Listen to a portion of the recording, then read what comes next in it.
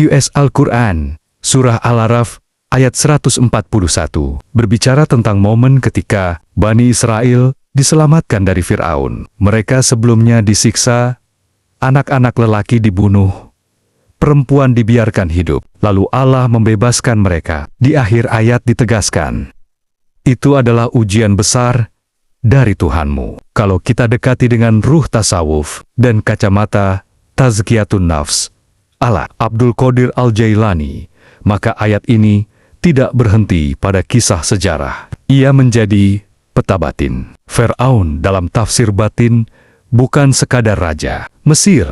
Ia adalah simbol nafs alamarah, jiwa yang memerintah pada keburukan. Ia merasa paling tinggi, paling benar, paling berkuasa. Itu suara ego ketika ia mengklaim diri sebagai pusat realitas. Membunuh anak laki-laki dalam makna batin bisa dipahami sebagai mematikan potensi keberanian ruhani. Anak laki-laki adalah simbol daya juang, himmah tekad spiritual. Sedangkan membiarkan perempuan hidup bisa membiarkan sisi kelemahan dan ketergantungan tetap ada, agar jiwa tetap mudah dikendalikan oleh hawa nafsu. Lalu datang penyelamatan. Dalam jalan marifat, ini fase ketika hati mulai disentuh cahaya, kesadaran muncul. Seorang salik mulai sadar bahwa dirinya lama diperbudak oleh nafsu, ambisi, dan ilusi dunia. Pembebasan itu bukan tiba-tiba karena kekuatan diri, tapi karena rahmat Allah. Namun ayat ini tidak berhenti pada kalian diselamatkan. Ia berkata,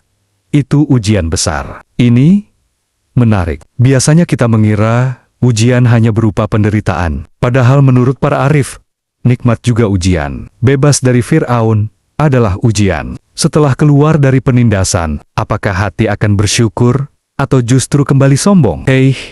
Abdul Qadir Al-Jailani dalam nasihat-nasihatnya sering menekankan bahwa musibah mengikis kesombongan, tapi kelapangan bisa menumbuhkan kesombongan yang lebih halus. Maka keselamatan dari Fir'aun batin adalah tahap awal. Ujian sesungguhnya adalah menjaga kebersihan hati setelahnya. Marifatullah di ayat ini berarti menyadari dua hal sekaligus.